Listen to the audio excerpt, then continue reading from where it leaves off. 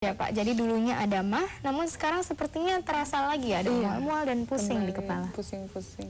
Iya, Ibu Astri. Astri ya. Iya, tadi dari deteksi ya Ibu tadi terlihat memang di daerah kepala tegang ya, tegang sekali. Akhirnya ketegangan di daerah kepala itulah yang memicu di daerah levernya juga terjadi tegang.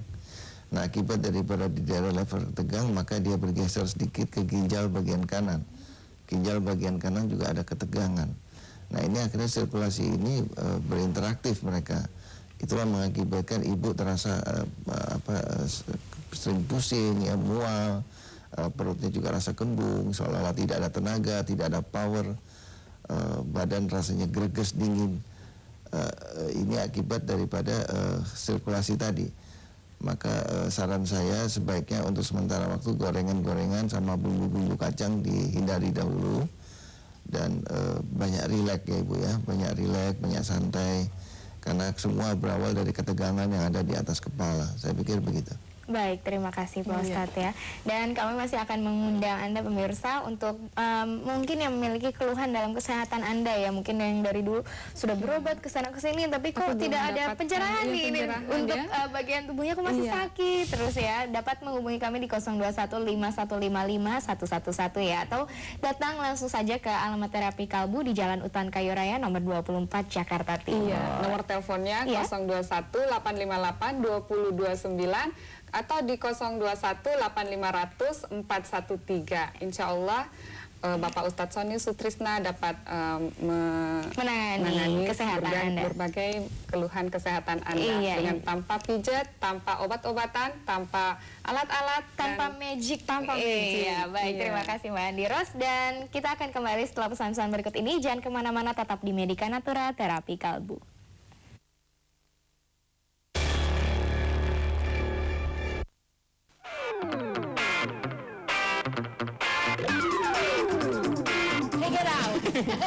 Edi, sudah lama namanya Edi. Edi, enak ditonton. Wah, Bo, lemah syahwat nih kayaknya. Wah, ini udah lapar, makan lagi. Pisau. Kayak ngerti aja pisau tadinya.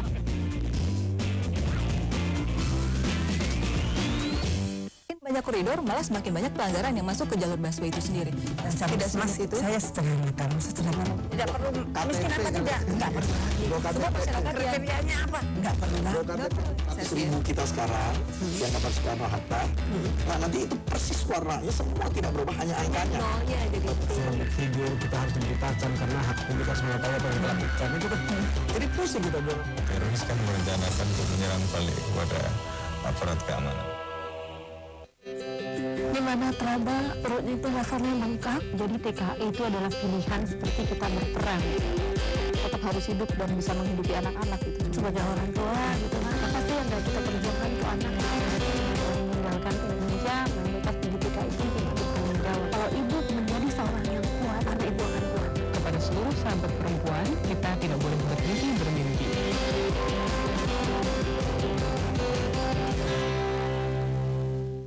Kita lihat lagi. Satu ini. Yang kualitasnya benar-benar ya, menggetarkan kancah musik.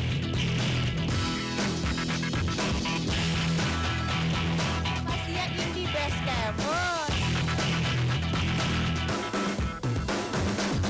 Dan ini the best of Indie Music hanya di JAK TV.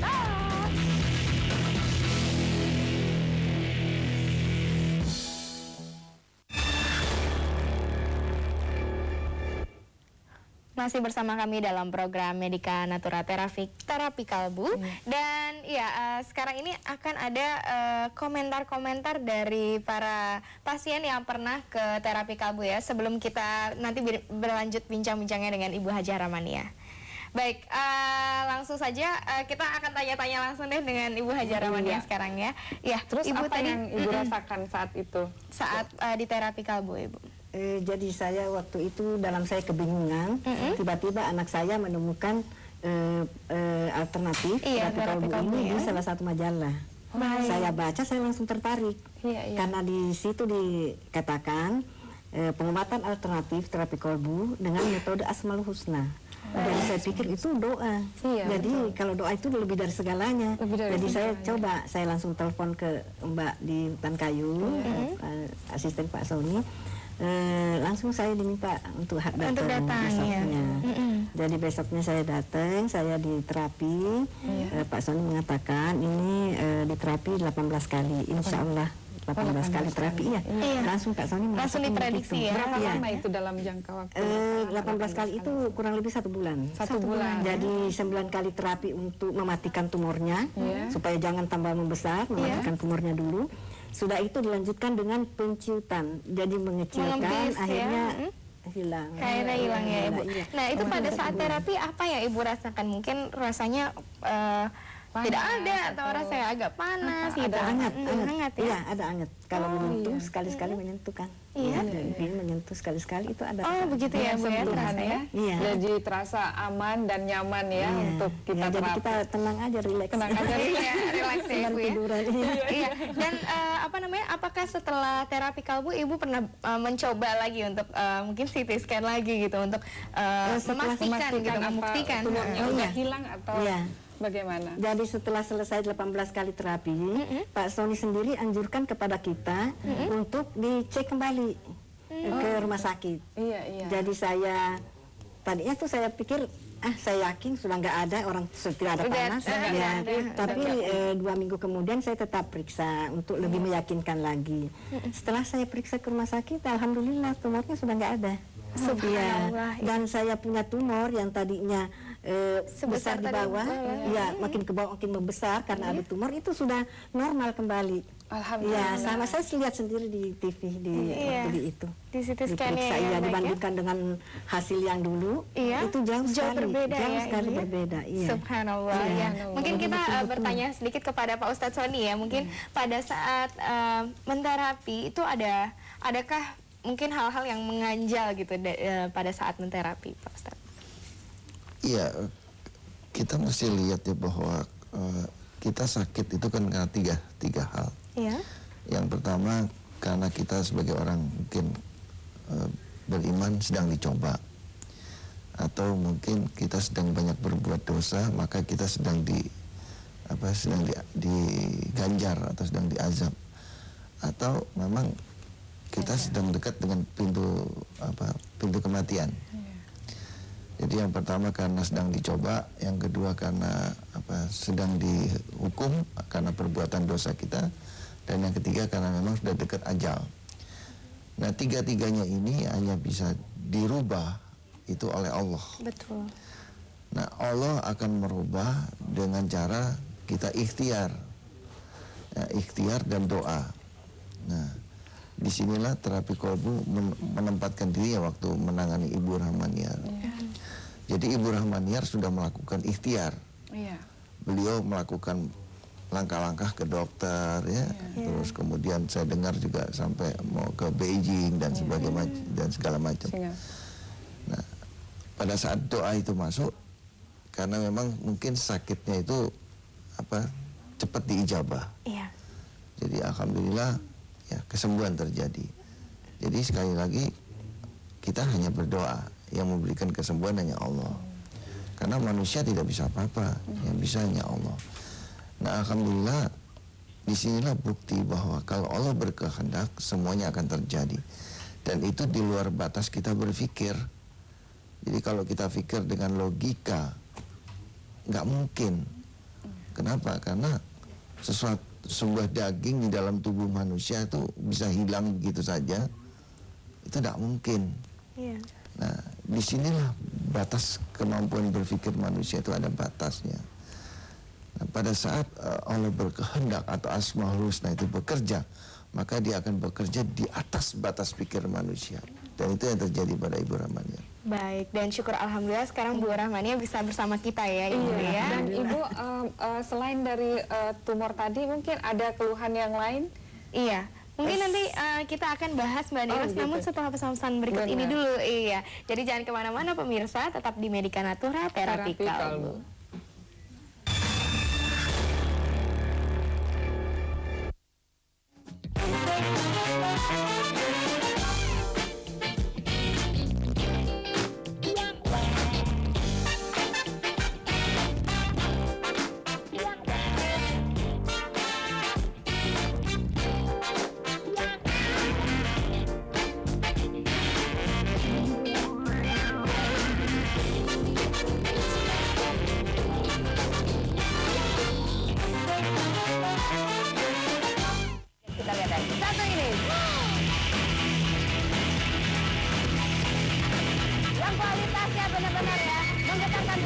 Asia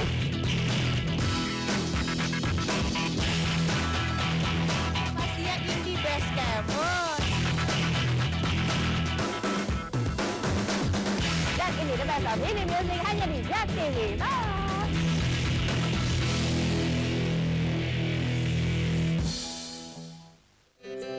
Di mana teraba perutnya itu levelnya bengkak, jadi TKI itu adalah pilihan seperti kita berperang. Tetap harus hidup dan bisa menghidupi anak-anak itu. Sebagai orang tua gitu kan, apa sih yang kita perjuangkan untuk anak?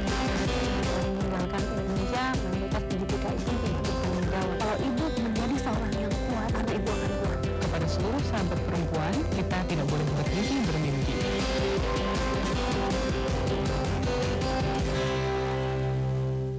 Banyak koridor, malah semakin banyak pelanggaran yang masuk ke jalur busway itu sendiri. Tidak semas itu. Saya sederhanakan. Tidak perlu miskin apa tidak? Enggak perlu lagi. Sebab masyarakat kriterianya apa? Enggak perlu lagi. Seribu kita sekarang yang dapat Soekarno-Hatta, nah nanti itu persis warnanya semua tidak berubah, hanya angkanya. Nolnya jadi Sebagai figur kita harus diberitakan karena hak publik harus mengetahui apa yang dilakukan. Itu kan jadi pusing kita bilang. Teroris kan merencanakan untuk menyerang balik kepada aparat keamanan.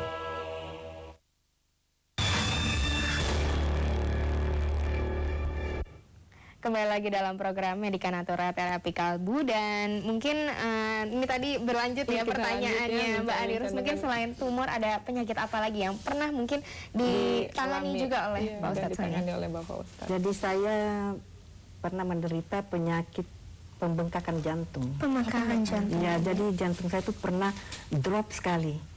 Sampai keadaan jantung saya itu tinggal 23%. Saya sempat dirawat. Saya ke rumah sakit, saya dirawat. 3 hari saya tidak boleh dibesuk, tidak boleh bicara. Dokter sendiri mengatakan kepada saya waktu itu, seandainya ada jantung yang bisa diganti, jantung ibu udah harus diganti. Begitu. Jadi saya bilang, separah itukah jantung saya, dokter?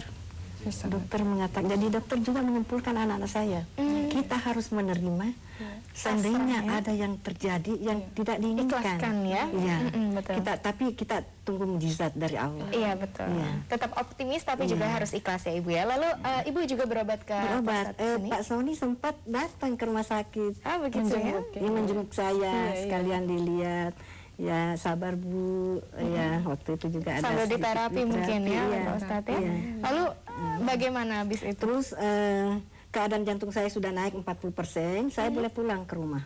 Baik. Di rumah saya datang diterapi lagi karena saya nggak boleh keluar rumah selama 2 bulan. Jadi aktivitas itu harus saya turun dari tangga juga karena kebetulan saya di atas digotong.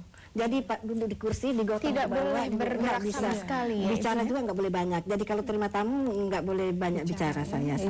Iya. Lalu setelah itu ditransfer. Setelah itu saya diterapi sama Bapak Ustadz Soni beberapa kali, hampir 2 bulan, tapi nggak tiap hari gitu. Awalnya tiap hari, sudah itu 3 hari sekali, seminggu 2 kali. Setelah 2 bulan saya periksa ke dokter, alhamdulillah sudah naik menjadi 71%.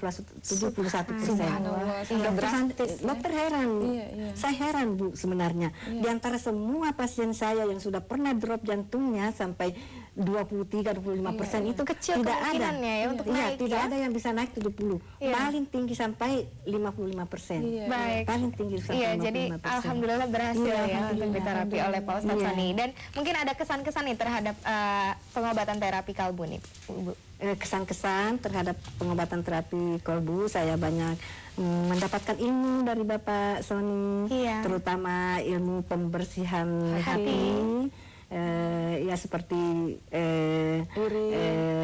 seperti sifat iri, dengki, sombong, cemburu, buruk sangka, itu semua